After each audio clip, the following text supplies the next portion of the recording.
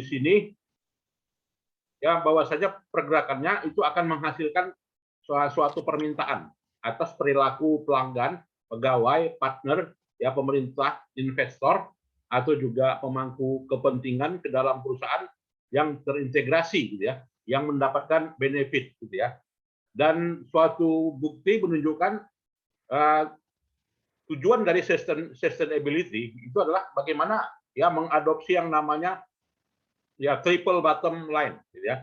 Jadi triple bottom line di sini sebagai dasar fondasi yang awal, gitu ya, yang digunakan oleh perusahaan. Nah, dasar fondasi yang awal itu apa saja? Yang meliputi aspek lingkungannya, aspek sosialnya, dan juga aspek tata kelolanya. Itulah disebut dengan triple bottom line, ya, atau juga ESG.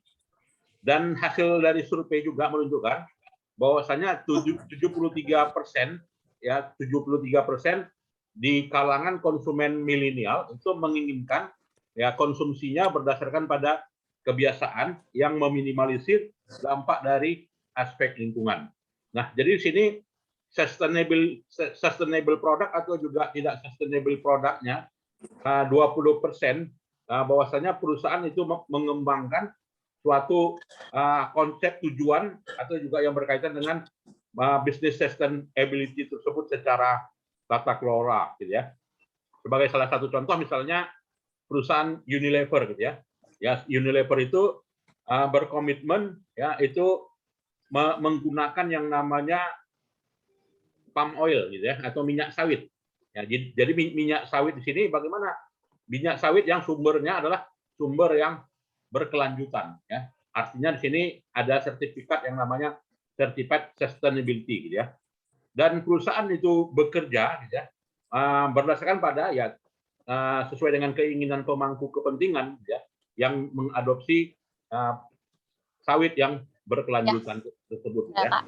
Maka diperlukanlah komitmen di sini, di mana Unilever itu secara berulang ya mengembangkan konsep yang namanya sustainability farm tersebut ya pada tata kelolanya. Nah, kalau kita lihat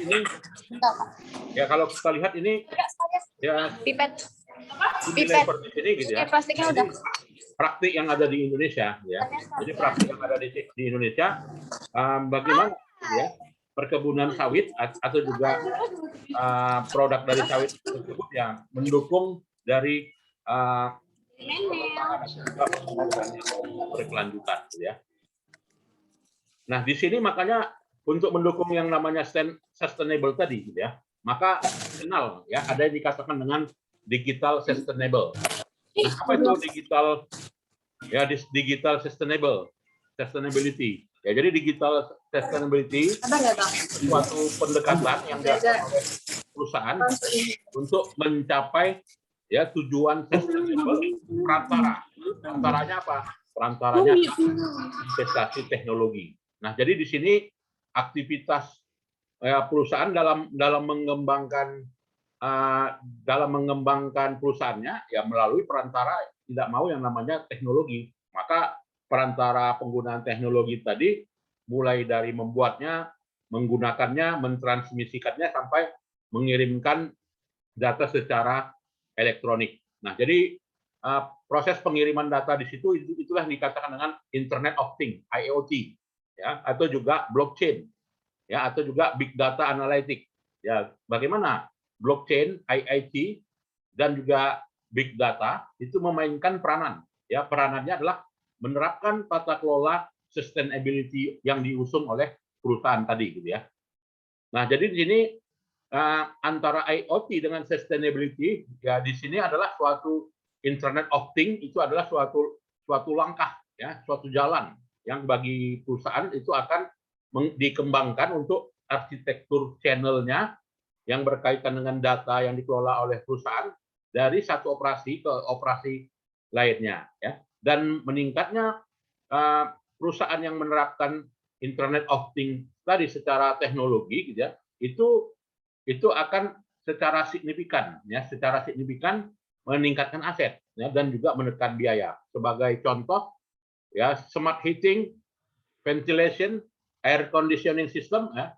Nah, di sini merupakan suatu performa ya atas terkait dengan secara pengembangan secara fisik, ya, dan juga apa ya, yang mencakup perantara secara personal dan juga secara schedule, ya, dan juga secara ya, cyber fisik, ya, di sini didesain bahwasanya digital teknologi tersebut itu secara mekanik atau juga secara apa ya, secara infrastruktur itu harus ada, ya, dan suatu solusi, ya, solusi untuk yang namanya sustain atau juga tidak sustain. Nah, sekarang itu kalau kita lihat peranan dari Internet of Things, ya, untuk mendukung yang namanya sustainability yang diinginkan oleh perusahaan tadi, gitu ya. Nah, bagaimana dengan yang namanya blockchain? Nah, jadi apa itu blockchain dan apa itu rantai nilai sustainability? Nah, blockchain itu fungsinya sebagai suatu database, ya. Nah, jadi dia blockchain itu sebagai database, ya. Jadi kalau ditanya orang apa sih blockchain itu fungsinya? Nah, blockchain itu kondisi yang terkini itu sebagai suatu database yang disebut dengan database public ledger, ya, atau juga disebut dengan buku publik, ya, atau orang bilang kita secara akuntansi namanya adalah pembukuan, gitu ya, penyimpanan pembukuannya. Nah, jadi itulah namanya blockchain. Jadi blockchain itu untuk mencakup seluruh transaksi yang terintegrasi dan juga didistribusikan, ya, dari mana? Dari server, ya, dari server, dan juga dilakukan jaringan, ya, peer review. Dan catatan transaksi atau juga pembukuan itu disebut dengan blok. Nah, itu ya. Ingat ya, jadi blockchain itu adalah nama lainnya transaction record. Nah, jadi kalau dalam akuntansi buku besarnya, gitu ya. Dan ini terhubung antara satu dengan yang lainnya. Suatu hal yang penting dari catatan suatu transaksi itu sifatnya adalah menangkap, ya, menangkap dan mendistribusikan secara permanen dan juga bisa diverifikasi. Nah, lantas apa hubungannya blockchain dengan supply chain? Nah, jadi supply chain di sini di mana setiap blok atau juga setiap paket dari catatan transaksi itu berhubungan, ya, berhubungan dengan para pemangku kepentingan, terutama, ya, dari aspek pasokan sumber bahan baku yang dihasilkan oleh supplier dikirim ke mana? Ke pedagang besar, ya, atau disebut dengan wholesaler, ya, dan sampai diecerkan ke retailer. Dan di mana dari setiap stick tersebut itu secara permanen ada blok-blok tertentu yang mengandung informasi yang dibuatnya. Nah, dari setiap blok yang dikirimkan, maka seluruh pasokan atau juga pihak-pihak yang berpartisipasi dalam pasokan itu akan memverifikasi dan juga menambahkan, ya.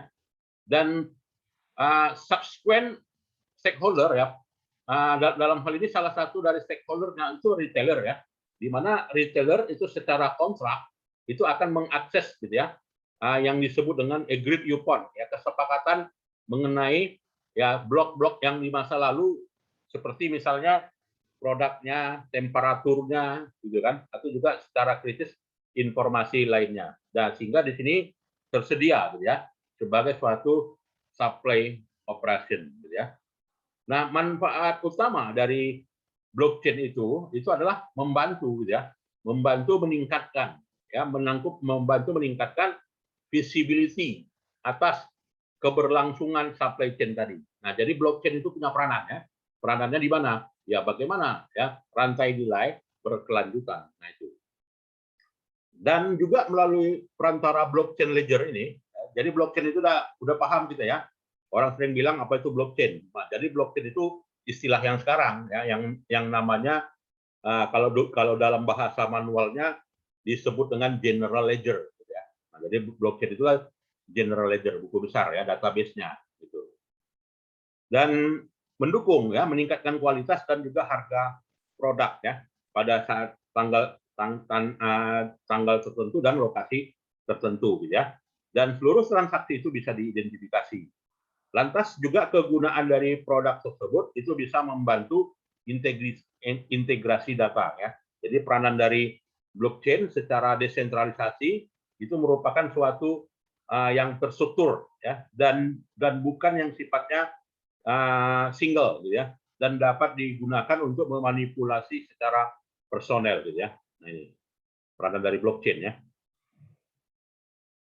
Dan peranan dari blockchain tersebut itu memberikan dukungan ya secara akademik atau juga secara apa ya, bisa menimbulkan yang namanya tambang Bitcoin. Dan tambang Bitcoin ini dalam terminologinya dapat diterapkan ya pada teknologi blockchain, di mana dengan teknologi blockchain itulah ya di mana kontribusi dari setiap dari energi yang dikonsumsi ya dikonsumsi, dan persepsi yang timbul yang berdampak terhadap adopsi dari blockchain ini secara menyeluruh terhadap kegiatan bisnis ya. Kemudian peranan big data. Nah, apa itu big data ya? Jadi big data itu adalah dari suatu perspektif sustainability yang digital, big data ini dapat membantu perusahaan seperti misalnya perusahaan Philips Electronics ya, bisa memberikan manfaat yang lebih dan memahami interaksi dengan pelanggannya atas produk mereka, ya, produk purna jual mereka, kemana, di mana, bagaimana, ya, melakukan perikatan secara perikatan yang kedua, ya, perikatan yang kedua itulah disebut dengan apa ya, repair, ya, atau juga mengganti komponen, memperbaiki komponen, ya, dan juga memodifikasi komponen. Nah, peranan dari big data lah, ya, dan juga data yang besar secara menyeluruh dikelola dalam disebut dengan secondary market. Nah, Philips Electronics ini mencakup lebih baik kepada pelanggannya yang meliputi sepanjang produk elektronik itu digunakan, seperti misalnya X-ray, ya.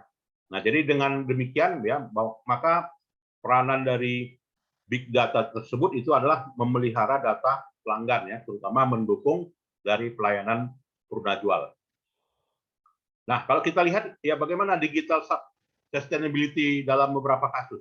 Nah, ini ada diterapkan pada yang namanya SAT gitu ya. Jadi SAT di sini ini mendukung ya, atau juga mengembangkan dari perusahaan apa ya, catering flight ya, catering penerbangan yang diterapkan pada perusahaan Singapore Airlines. Dan pada contoh tersebut ya 80% ya dari airport dari di Singapura yang namanya Changi ya, ini menggunakan jasa itu ya sebagai jasa pada saat handling ya, dan juga sebagai jasa catering ya. Kalau di Garuda ada namanya kan, tapi kalau di Singapore Airlines di Singapura namanya SATS ya. Jadi SATS ini sebuah apa ya, sebuah ilustrasi yang menunjukkan ya bagaimana integrasi antara supply chain tadi yang dilakukan secara digital gitu ya. Nah, di sini visibility dan juga traceability dari supply chain tadi, di bawahnya SAT menginvestasikan yang namanya big data yang disebut dengan digital integrated supply chain sistemnya. Nah, ini membangun kapasitas ya secara realistis, menelusuri ya, kemudian juga mensentralisasi dan juga mendistribusikan. Nah, tujuan dari DIS ini ya itu adalah yang menghandle demand dan juga melaksanakan perencanaan pengadaan dan juga perencanaan produksi secara efisien ya, dan juga dapat menelusuri kualitas layanannya secara terintegrasi. Jadi DIS tersebut itu menjamin bahwasanya SATS ya yang dalam hal ini berhubungan dengan pelanggan yang terkait dengan pasokan makanan di pesawat gitu ya. Dan juga ditambahkan bahwasanya supply chain di sini ya secara cepat ya mengidentifikasi ya dan juga memediasi ya atau juga meremediasi terkait dengan aspek kausalitas ya secara menyeluruh terhadap produk mereka ya. Dalam hal ini produk jasa distribusi makanan di bandara. Nah, ini adalah kalau kita lihat bagaimana integrasi supply chain yang ada yang diterapkan pada perusahaan SAT tadi gitu ya di bandara. Jadi di sini terbagi gitu ya yang namanya external supply chain dan juga internal supply chain. Nah, eksternal dan juga internal supply chain, nah ini mencakup rantai nilai pasokan makanan di bandara. Ya. Bagaimana makanan itu bisa tersaji di bangku pesawat. gitu kan. Nah, jadi bisa tersaji di bangku pesawat karena adanya rantai nilai. Ya, rantai nilai tadi yang namanya external supply chain dan juga internal supply chain. Nah, jadi di situ mulai dari pengelolaan supplier, ya, kemudian juga pengelolaan distribusi. Nah, di sini dari sumber daya lokal, ya, dan dari berbagai perusahaan-perusahaan manufaktur makanan, gitu ya. Nah, ini mengolah makanan tersebut, gitu ya. Bagaimana misalnya terhubung dengan dapur, ya, terhubung dengan gudang pasokan rantai makanan tadi, sehingga ya makanan itu bisa dikirimkan ke bandara. Ya kalau telat saja gitu kan, nah ini nggak mendukung, ya artinya bukanlah suatu rantai nilai yang efektif. Ya seandainya misalnya telat potong ayam, maka satu pesawat nggak bisa makan. Ya pesawat itu sementara hitungannya detik gitu kan. Jadi per detik gitu ya. Jadi bagaimana makanan itu bisa masih panas, masih hangat, bisa dikirimkan ke bandara. Ya karena apa? Ya karena adanya peranan yang namanya external supply chain dan juga internal supply chain ini. Ya. Nah itu konfigurasi digital integrated supply chain yang ada ya, yang diterapkan pada saat ini. Begitu juga pada perusahaan lainnya yang namanya Twiga Food Supply. Nah, jadi Twiga Food Supply ini adalah suatu perusahaan pisang ya, perusahaan pisang yang ada di Kenya ya, dan dimanajeri oleh Mary Murtoni. Nah, di sini secara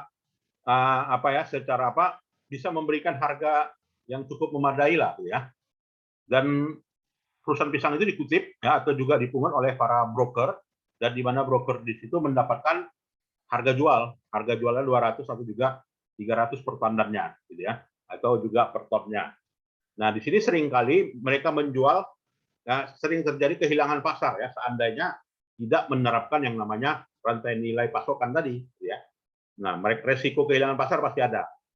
Bahwasanya 75% populasi Kenya itu hidup dari lahan pertanian ya, kehidupannya dari pertanian. Jadi sektor pertanian di sini bisa secara efisien ya dan juga cukup kompleks ya, dan juga bisa memberikan suatu mengembangkan banyak perusahaan-perusahaan yang mengelola makanan dan juga minuman. Ya. Nah ini juga rantai nilainya ya. Nah begitu juga digital sustainability lagi pada perusahaan ya sistem manajemen populasi di Beijing Tianjin Cina ya. Jadi pengelolaan supply chain, pengelolaan IoT ya, pengelolaan big data. Nah ini punya peranan yang besar kan juga rantai nilai supply chain tadi dalam mengelola populasi udara yang tercemar di China ya. Nah, jadi terlihat di sini dapat diidentifikasi ya daerah mana yang kita ketahui ya bahwasanya di China sana populasinya polusi udaranya sangat berat ya karena efek dari industrialisasi yang hidup hampir 23 jam ya. Jadi di China sana hanya tidur 1 jam ya sehingga populasi udaranya dampaknya ke populasi udara ya lingkungannya. Nah, jadi di sini ya bagaimana memonitor data dari pencemaran udara ya maka peranan dari big data ya, peranan big data dimanfaatkan oleh manajemen polusi. China government juga memanfaatkan big data ya sehingga datanya bisa terangkum ya sejauh mana dari day per day yang menunjukkan pencemaran itu terjadi gitu ya. Nah, jadi kesimpulannya di sini itu tadi gitu ya. Perlulah ya inovasi digital ya dalam mendukung yang namanya keberlangsungan bisnis tujuan perusahaan untuk ya mendukung keunggulan kompetitif perusahaan tersebut gitu ya. Jadi tidak hanya dari sisi